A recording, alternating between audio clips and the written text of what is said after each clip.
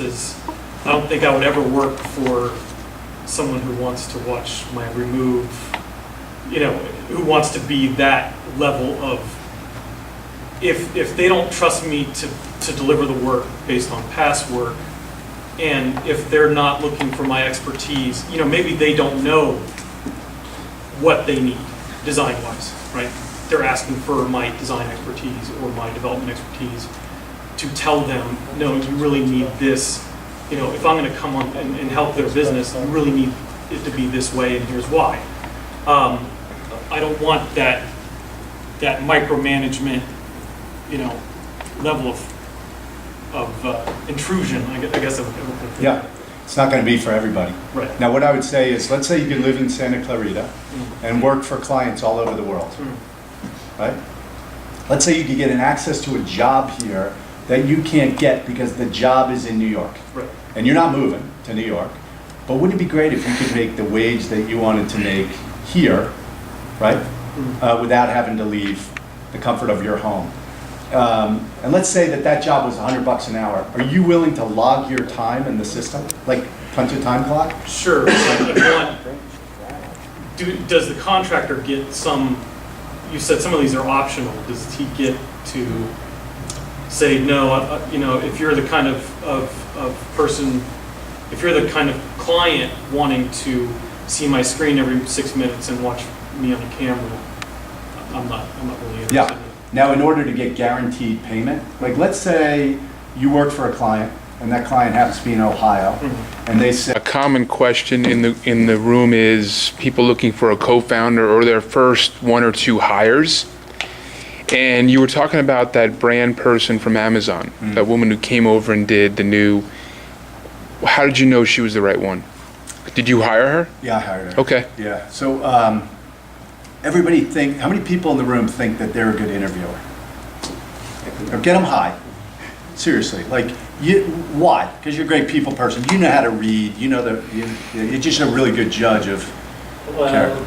But over the years. Yeah. And you just have a ton of experience. And what's your hit rate? Like, how good are you? It's still 50%. Yeah.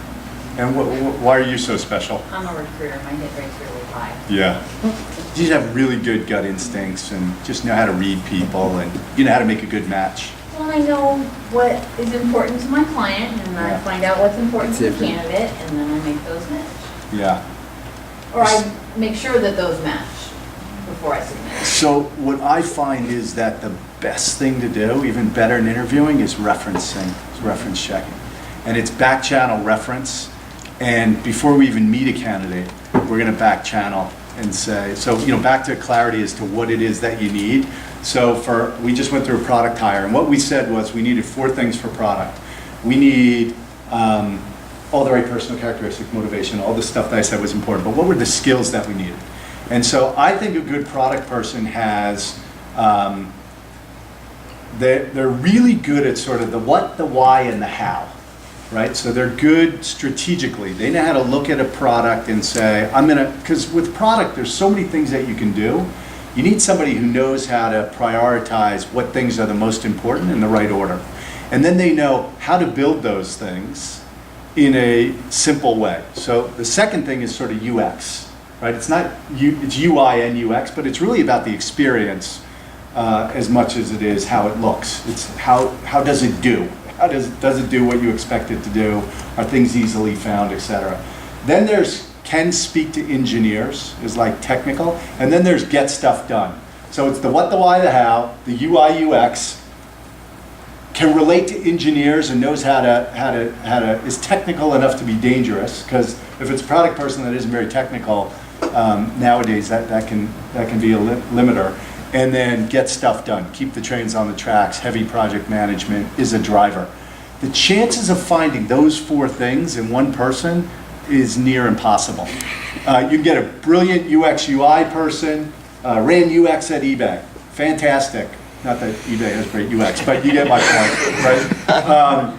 But you're not going to get the other stuff. Or can keep the trains on the tracks, is unbelievable as far as process goes, can relate to engineer, is an engineer, but not good UX, not good strategically, right? And so what we had to do was we had to figure out, of those things, which ones were the most important for us. And then we had to go and interview, or we had to go back channel reference for those things. So I think it's being crystal clear about what's most important in the right priority order, and then going and finding those things. And so for us, it was the what, the why, and the how. We wanted somebody who strategically was sound and could prioritize really well. And then we also wanted usability. Somebody who knew, had either great design sense or had enough sense to know what they didn't know and could go get a great UX person, right? And the product person we hired within 3 weeks had hired his director of UX, right? So we knew, we ended up with somebody who had good design sense but couldn't do it himself. So let's go there, then there, then there. One more like, I guess, a local thing, besides just finding the person. I think one of the issues I kind of have with my product is not only do I have to find someone, but doing a social network kind of thing. I have to find someone who won't steal my idea, and like I can't get a patent with it because I need to make a prototype, and I can't make a prototype because I don't have the skills. And so you're worried about your IP and how do you protect your intellectual property, right? So this is the thing where we get a lot of questions about this. People say, hey, so I'm going to hire an engineer or a group of people who are going to help me, and maybe they're in Russia or Ukraine or India or wherever they are, and I'm worried about my ID getting stolen. And I tend to think that people worry about their IP too much, because at the end of the day, it's not really the idea, it's the execution, right? And you can ask who are the brothers? Winklevoss twins, right? And Zuckerberg, like, so it was their idea, but Zuckerberg stole it and out executed. Like, it's all about the execution. And so I just think that, and by the way, if you think your idea is original, there's probably a half a dozen people doing something similar. well, But I'm kind of like, my idea is kind of taking what Google and the Smart Cards doing, the Google Wallet, except mine's a bit more 10 years advanced. But yet again, I can't really say much about it. yeah. So my feeling is that you just have to get started. On oDesk, we've had 0 IP issues. Everybody signs a contract that say they're not going to steal your IP or use someone else's IP on your code. Anything you pay for, you own. So they don't own it, the IP. As soon as you pay money, it automatically transfers to you. I mean, I thought of like before I met someone giving them like the business sign, but some people are like, that's kind of weird. So, No, it's not weird. You can do it. It's just that those things are so hard to enforce. But really, my general guidance is that people spend too much time worrying about the IP, and it's so much more about the execution than it is the intellectual property. And if you spend a lot of time and energy on the IP up front, you'll never get started. And in most of these ideas, it's not so much the IP as it is the network. Like, your product will be infinitely more valuable if a lot of people are using it. oDesk's IP, whatever. Like, we got time tracking billing, everybody's copied it, right? Elance now offers the same thing, they copied it.